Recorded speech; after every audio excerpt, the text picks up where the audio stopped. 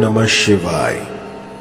तंत्र के रचयिता भगवान शिव को मेरा नमस्कार है। आज कुछ ऐसा लेकर आया हूं जो कि किसी भी स्त्री पुरुष को पलक झपकते ही आपके अधीन कर देगा।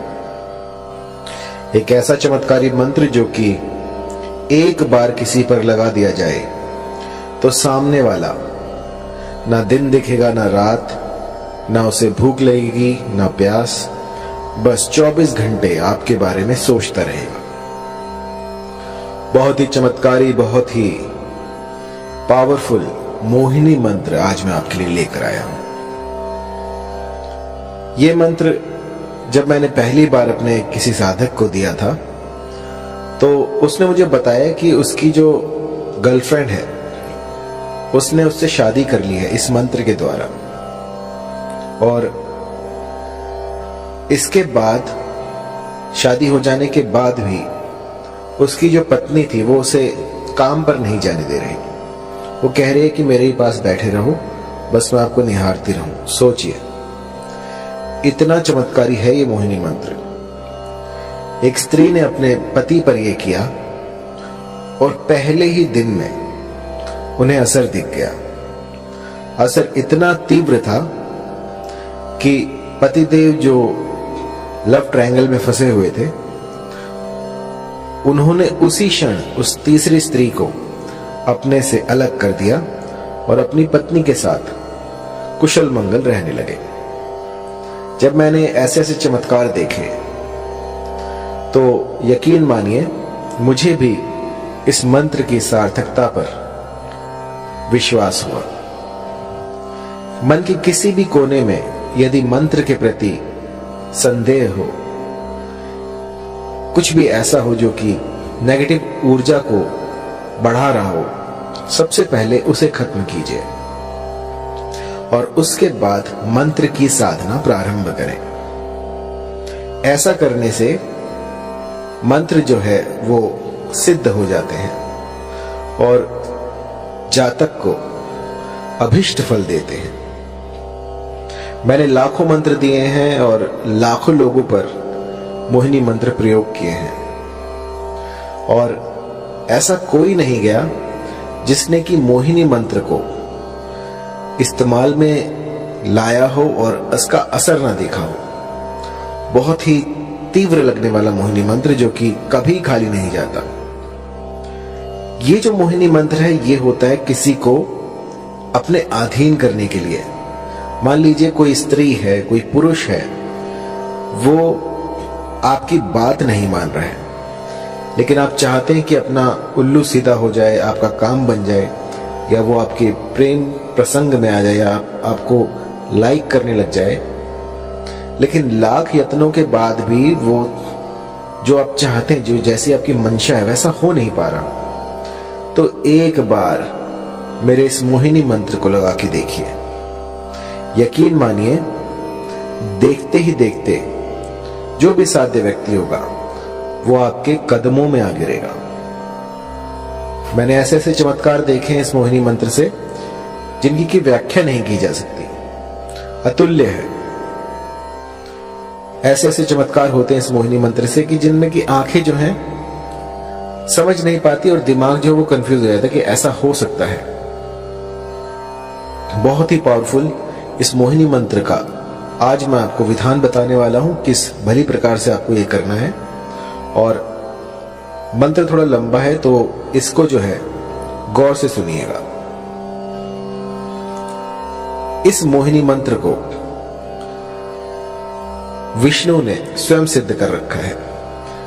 जब श्री हरि ने विष्णु का अवतार लिया और मोहिनी रूप में वो इस जगत में आए, उस समय पे ये जो मंत्र है ये प्रकट हुआ था, और उस समय से आज तक इस मंत्र में जरा सा भी बदलाव नहीं हुआ है।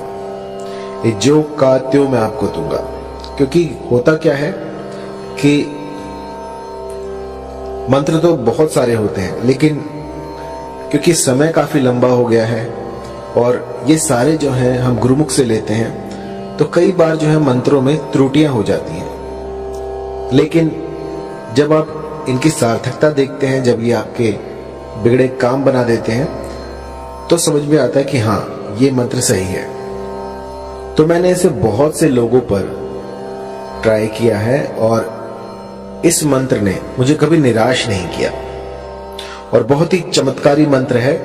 थोड़ा लंबा है तो आपको ध्यान से सुनना होगा। आइए शुरू करते हैं।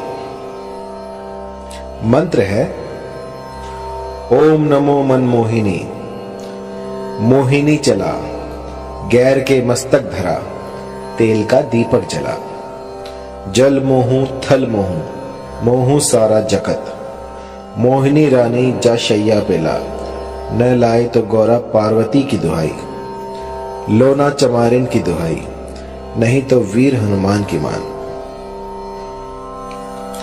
मंत्र थोड़ा लंबा है तो गौर से सुनिएगा। ओम नमो मनमोहिनी, मोहिनी चला, गैर के मस्तक धरा, तेल का दीपक जला, जल मोहू थल मोहू, मोहू सारा जगत, मोहिनी रानी जा शैया पेला, न लाए तो गौरा पार्वती की दुहाई, लोना चमारिन की दुहाई, नहीं तो वीर हनुमान की मान। इस मंत्र को भली प्रकार से कंठस्थ कर लीजिए और किसी भी शुक्रवार से इसका गुम्फन शुरू किया जा सकता है। आपको कोई भी ऐसा स्थान ढूंढना होगा जहां पर कि आपकी साधना कर पाए। पूर्व तैयारी आपको करनी होगी और उसमें आपको चमेली का तेल लेना है।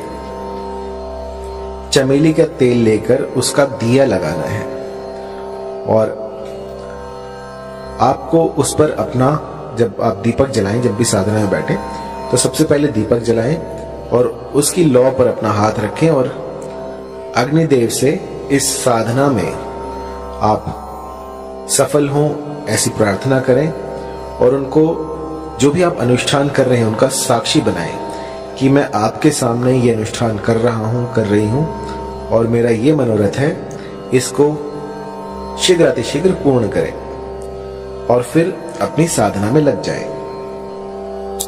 इस मंत्र का 5 दिन 108 की संख्या में आपको जाप करना है। 5 दिन आपको इसका जाप करना है जिससे कि ये सिद्ध हो जाएगा।